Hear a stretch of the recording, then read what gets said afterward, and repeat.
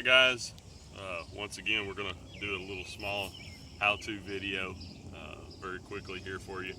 A lot of people have been talking about the troubles that they have with getting a smoker lit and keeping it lit.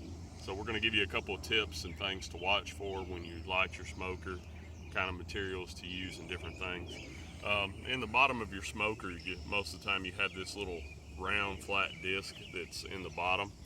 And if you look closely at it, it has some little legs right here on the bottom that bend down.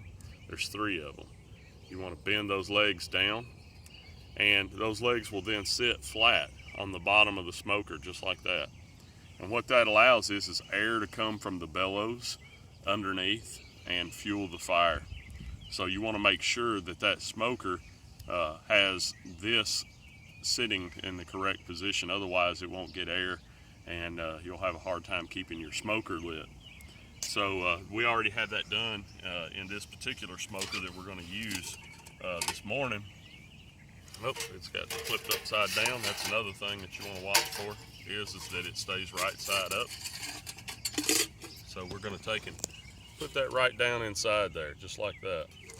And I like using pine needles. I've picked some dry pine needles up. I picked these up along the edge of a field. You want to be careful where you pick up your smoker fuel. If you pick it up off the roadsides and different things like that, it can give you some issues because sometimes road crews will come by and they'll spray herbicides on the roadsides, or maybe your neighbor along the edge of the road or something like that. So be careful where you pick them up. Bees breathe air just like we do. You don't want to use materials that have been tainted with other chemicals and different things. Another thing is too, you can use other materials. This is just one of them that you can use. This is pine needles. As you can see, it has some leaves in it. But if you keep them nice and dry in a bucket with a lid on it or something like that, a container, then you won't have problems lighting it. Another thing that you can do that you can use is compressed cotton. 100% cotton t-shirts. You want to make sure that they're not a blended cotton or anything like that. That can also cause you some problems with your bees because of those toxins and different things that are burning. You can also use pine cones and different things like that. I like to use some pine cones. I don't have any with me today, but pine cones are wood, so you can use those, and that'll give you embers in the bottom of your smoker. Another thing you can do, you can shred up a little bit of paper, newspaper or something like that, and put in the bottom to help you get started. But just real quickly, I'm going to take and kind of load the first small load. You want to start out with just a little bit in the bottom of the smoker. Load that in there just like that. And then what we want to do is just go ahead and light that. Long stem grill lighters make nice lighters there, and give that some puffs just to get it going good, and then start loading your smoker just like so.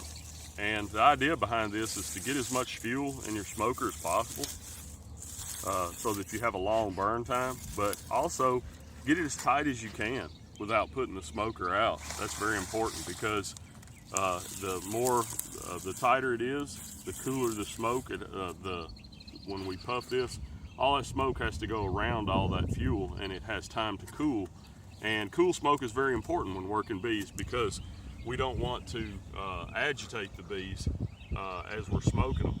And that's one nice thing about not working with gloves. If you can get to that point, you can smoke your hands and feel the temperature of the smoke before you go to smoke the bees. And another thing that you want to do when you're getting your smoker prepared is just be careful about touching the edges. This particular smoker has a guard on it that keeps you from touching the outside edges. But still, this can get very hot. It can become almost a branding iron. Be careful about touching the top of it too. Once it gets going, that can get warm as well. And especially if you leave it sitting on the ground, then that can, over a period of time, burn down that smoker fuel, and it becomes warm again. But there's lots of different fuels that you can use. I suggest that you experiment, try different things, see what works best for you.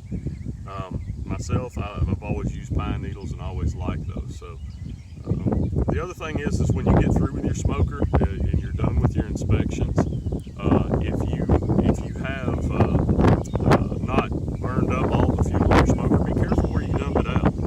Especially true, this can start fires. So some people, what they'll do is they'll get a small metal trash can or something like that to empty their smoker into. That way that you don't have to worry about setting the neighborhood on fire. Well, this has just been another short how-to video. I hope you find it helpful. If you do, click the like, click the share. Until next time, we'll see you again. See you next time.